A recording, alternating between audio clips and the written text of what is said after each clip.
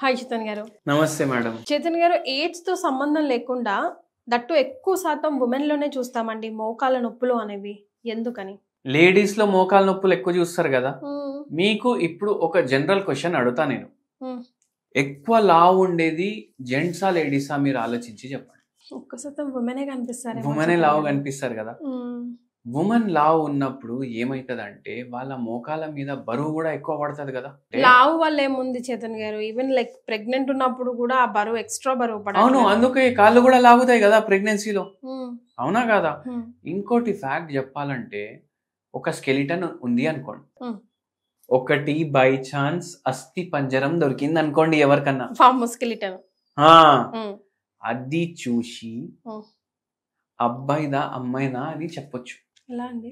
ఎందుకంటే అబ్బాయిల బొక్కలు వేరే ఉంటాయి, సేమ్ ఉంటాయి కానీ దాని వెయిట్ వేరే ఉంటది. అమ్మాయిలవి జర లైట్ వెయిట్ ఉంటాయి, అయితే బొక్కలు కూడా లైట్ ఉన్నాయి. అవునా కదా. మళ్ళా దాని మీద బరువు కూడా ఎక్కువ ఉంది, అయితే వెయిట్ బేరింగ్ కెపాసిటీ కూడా తగ్గుతుంది కదా. ఒక అస్థి పంజరం చూసి అది అమ్మాయినా అబ్బాయినా అది ఒక్కటే కాదు, దాని ఏజ్ కూడా చెప్పొచ్చు. దాని ఏజ్ కూడా చెప్పొచ్చు. ఎలా చేతన్ గారు? బోన్స్ ని బట్టి, బోన్ సైజ్ ని, డెన్సిటీని బట్టి అది మొత్తం. ఇప్పుడు అరుగుదల కనిపించింది అనుకోండి, దాని తర్వాత ఏజింగ్ కూడా కనిపిస్తుంది. ఒక్కొక్క ఏజ్ లో ఒక్కొక్క బొక్క ఒక్కొక్క లాగా ఉంటది, ఇన్ని చెప్తది ఒక అస్థి పంజరం. అయితే అదే చూసి మనం ఏం అర్థం చేసుకోవాలంటే అందుకే అమ్మాయిల్లో ఎక్కువ వస్తాయి, ఎందుకంటే వాళ్ళకు కాల్షియం అనేది చాలా అవసరం పడుతుంది బాడీలో. వాళ్ళ బొక్కలు కూడా జరా లైట్ వెయిట్ ఉంటాయి అబ్బాయిల కన్నా. మళ్ళా దాని తర్వాత లైట్ వెయిట్ ఉన్నప్పుడు దాని మీద బరువు కూడా తక్కువ పడాలి కదా. నా ప్రకారం నేను ఒకటి చెప్తాను మీకు, జెంట్స్ పడేది కష్టాలు అంటే లేడీస్ పడేది అష్ట కష్టాలు. అదేలేండి. ఎందుకు అంటే అన్ని చూసుకోవాలి. అంతే కదా చేతన్ గారు, అమ్మగారి ఇంటి సమస్యలు మాకే, అత్తగారింటి సమస్యలు మాకే, బయట కష్టాలు మాకే, వెరిగింటి పుల్లింటి అన్ని అన్ని అన్ని మనకే కావాలి. ఒక పేషెంట్ కి 38 years లో మోకాలు నొప్పులు స్టార్ట్ అయినాయి, ఫీమేల్ పేషెంట్.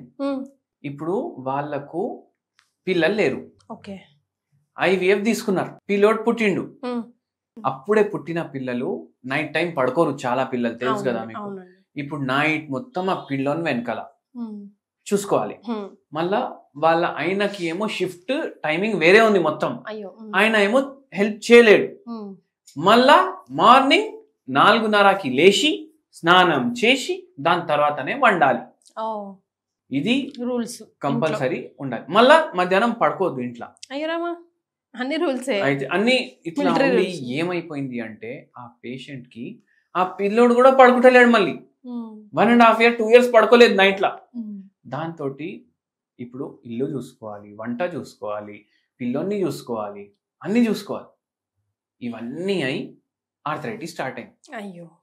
మళ్ళా దాని తర్వాత ఏంది అంటే పిల్లోని వల్ల ఇప్పుడు జాబ్ కూడా చేయడానికి వస్తలేదు.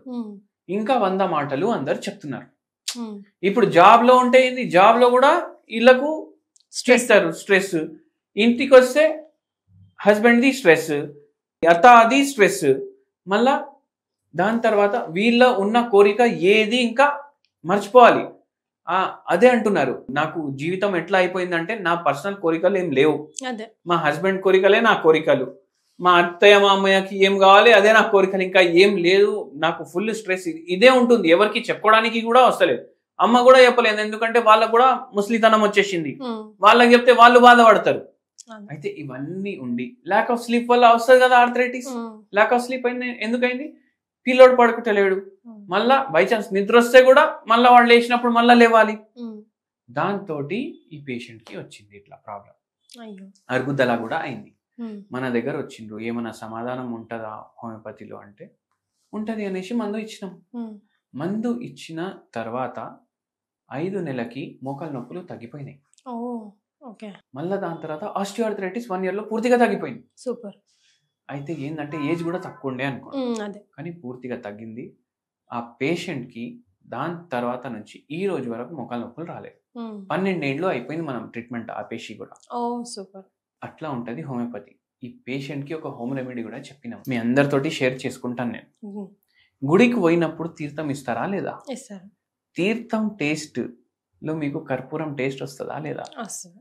అంటే కర్పూరంలో మెడిసినల్ ప్రాపర్టీస్ ఉంటాయి, అందుకే దాంట్లో కలుపుతారు. తులసి కూడా వేస్తారు గుడిలో, తీర్థంలో. ఎందుకు వేస్తారు? దాంట్లో మెడిసినల్ ప్రాపర్టీస్ ఉంటాయి. మీరు కూడా ఏం చేయండి అంటే 2 తులసి ఆకులు, ఇంత కర్పూరం, ఏది పడితే ఆ కర్పూరం తినొద్దు, భీమసేని కర్పూరం, ఇవి దంచుకోండి 2 కలిపి. దంచిన పాత్రంలోనే కొంచెం నీళ్లు వేయండి, ఇట్లా కలుపుకోండి. అది డైలీ తాగండి. తులసి తోటి మీకు యాంటీ ఇన్ఫ్లమేటరీ ప్రాపర్టీలు ఉండడం వల్ల కొంచెం నొప్పి కూడా తగ్గించడానికి హెల్ప్ చేస్తాయి, బాడీ కూడా రిలాక్స్ చేయడానికి హెల్ప్ చేస్తాయి. దాంట్లో అడాప్టోజెనిక్ ప్రాపర్టీస్ ఉంటాయి తులసిలో. ఈ భీమసేని కర్పూరంలో ఇది మేము హోమియోపతి మందులు కూడా చేయడానికి యూజ్ చేస్తాం. క్యాంఫోరా అనేసి మందు ఉంటది, ఇదే కర్పూరం తోటి ప్రిపేర్ చేస్తాం. ఇది మీకు డైజెస్టివ్ ప్రాబ్లమ్స్ కి కూడా చాలా మంచిగా పనిచేస్తుంది, క్యాంఫోరా మందు కూడా. ఇది కూడా మీరు చేసి వచ్చి కమెంట్ చేయండి, 5 రోజుల్లోనే మీకు కొద్దిగా రిలీఫ్ మాత్రం ఉంటుంది.